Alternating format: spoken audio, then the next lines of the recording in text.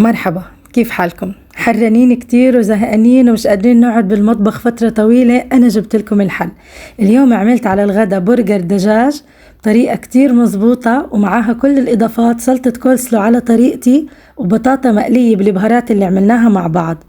طريقة هذا الدجاج كتير زاكية ومزبوطة، كأنكم جايبينها من أحسن مطعم برجر. تابعوا الفيديو للآخر علشان تعرفوا الطريقة، بس بالأول انزلي اضغط اللايك وبستنى آرائكم على الفيديو. أول إشي بدي أعمل سلطة كولسلو، طبعا كتير زاكية والكل بحبها وأساسية جنب أي وجبة من الوجبات السريعة. بجيب كمية من الملفوف قد ما بدكم. أنا اليوم عاملة كمية قليلة، متعودة أعمل كميات، هاي طريقتي. بفرم الملفوف شرايح رفيعة، وبعدين بحط عليه شوية خل، وبعدين برش عليه شوية سكر قد ما بدكم، وببدأ أفرك فيه بإيدي علشان يدبل شوي هيك، عشان أضغط عليه بحبيبات السكر ويدبل معي. هلأ إذا كنتوا عاملين كمية كتير كبيرة لازم تتركوها هيك ترتاح ساعة أو ساعتين مثلا عشان تحصل على نتيجة منيحة. وكل تقريبا ربع ساعة هيك اضغطوا عليها بإيديكم زي ما أنا قاعدة هلأ بعمل. بضغط عليها وهيك بحسها دبلت معي شوي، بتركها ترتاح بالسكر والخل. نيجي لأهم إشي وأذكى إشي بالموضوع اللي هو الدجاج. عندي فيليه دجاج مسحب بدون جلد بدون عظم. علشان تحصلوا على أحسن نتيجة استخدموا الصدور والأوراق، علشان الصدور هيك بتكون ناشفة والأوراق بيكون فيها شوية من الدهون. بس أنا هون قاعدة بشيل شوية من الجلود اللي قاعدة بتطلع معاي.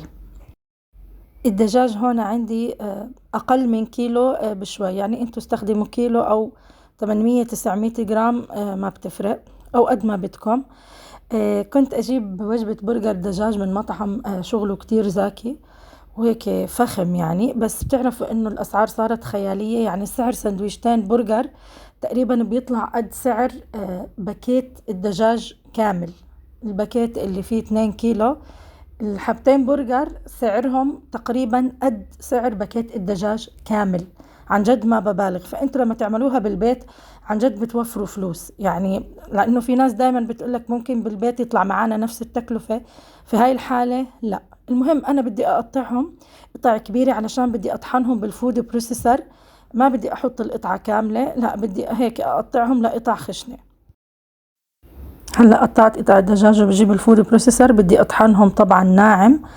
ولانه احنا خالطين صدور واوراق، ما رح تطلع معنا طرية كتير زي الكفتة، بالعكس بتكون متماسكة شوي. وبنفس الوقت بتقدروا تحطوا شوية دهنة خروفلية، هيك كتير من مطاعم البرجر بتعمل. طحنت الدجاج ناعم وبدي اياكم تركزوا كتير منيح بالخلطة اللي بدي اعملها، لانها عن جد بتشهي ومزبوطة كتير كتير. طيب بدي احط اول اشي معلقتين كبار مليانين من دبس فليفلة حلوة، هذا احنا عاملينه بالبيت.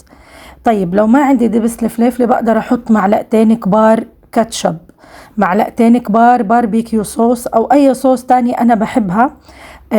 بس انا حطيت هاي بالذات لانه كتير مزبوطة وبتلبق مع الدجاج. طيب بدي احط رشة منيحة هيك من الملح، حوالي معلقة صغيرة ممسوحة. وبدنا نحط كمان فلفل أسود حوالي 3/4 معلقة صغيرة. وطبعا برجر الدجاج الأصلي ما بينضاف له بقدونس وبصل وهاي الأشياء، لا هيك بصير كفتة. رشة منيحة من الأوريجانو، وعندي هون معلقة صغيرة من بهارات التكة، نوع من أنواع البهارات الهندية، بس بتكون طعمة البابريكا والفلفل فيها ظاهرة. فانتوا حطوا معلقة منيحة من بابريكا تكون نوعيتها كتير منيحة، وممكن كمان تحطوا بابريكا مدخنة. وبدي احط بصل بودرة وتوم بودرة، الكميات حسب النظر. وبدي احط رشة صغيرة من الزنجبيل البودرة. وحطوا هون معلقتين كبار من عصير الليمون، ما رح يطلع طعمه بس هيك شوي بخلي الدجاج يكون فريش اكتر. بعدين بحط بيضة كبيرة، والبيضة ضرورية كتير حطوها لانها بتساعد على التجانس. بتعطي هيك طراوة خفيفة وما رح يطلع طعمها ابدا ابدا ابدا، بس انتوا حطوها بتعطي نتيجة احسن. بعدين عندي شوية من القرشلة المطحونة اللي هي اللي بسموها في ناس بقسماط، برضو بتساعد على التماسك. طيب هلأ بعجن المكونات كتير كويس، وهاي الخلطة عن جد أحسن وأذكى خلطة لبرجر الدجاج، جربوها على ضمانتي.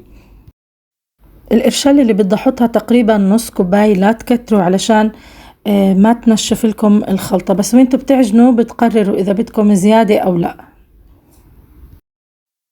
طيب بدي أعمل هلأ راس البرجر.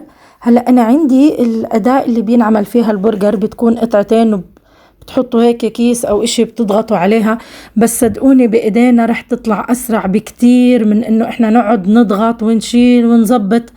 وعادي على فكرة، يعني الشكل بيطلع معاكم مظبوط، أسرع وأسهل هيك بالإيد. طيب كمية الكيلو بتعمل معاكم حوالي 12 قرص من البرجر، بيكون متوسط، لا هو كبير كتير ولا هو صغير كتير، بالعكس طلع على قد الساندويشة. زبطوها هيك بإيديكم لأقراص.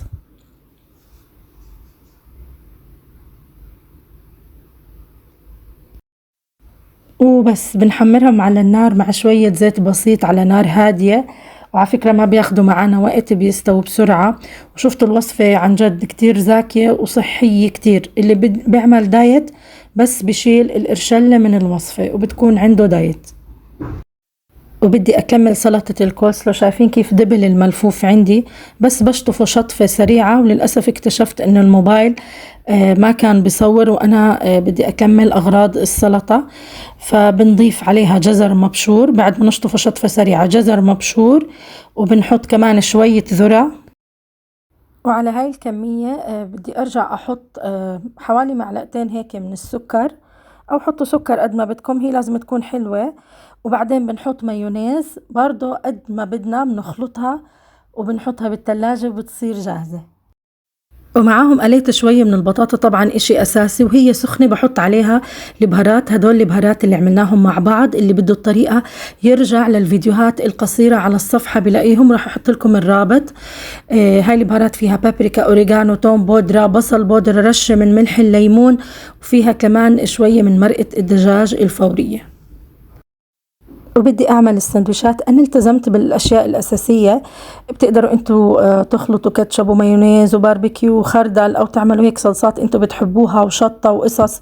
انا التزمت بالاساسيات اللي هي المايونيز، بتقدروا تستخدموا مايونيز بالثوم او عادي، والبصل والبندوره والخس والجبنه، مش مهم الترتيب، والكاتشب طبعا، والبرجر، وشرايح من الجبنه. يعني ما حطيت اشي تاني، ممكن تحطوا شويه طبعا من المخلل إذا بتحبوا. المهم إنه كتير زاكي طلع. وفي اللي بحب يضيف شوية بصل مكرمل وفطر أو أي إشي تاني أنتوا بتحبوه. وهيك إحنا خلصنا. إن شاء الله يكون عجبكم فيديو اليوم وعلى ذوقكم. لا تنسوا اللايك، وبستنى كومنتاتكم وآرائكم. جربوا طريقة هذا البرجر وادعوا لي.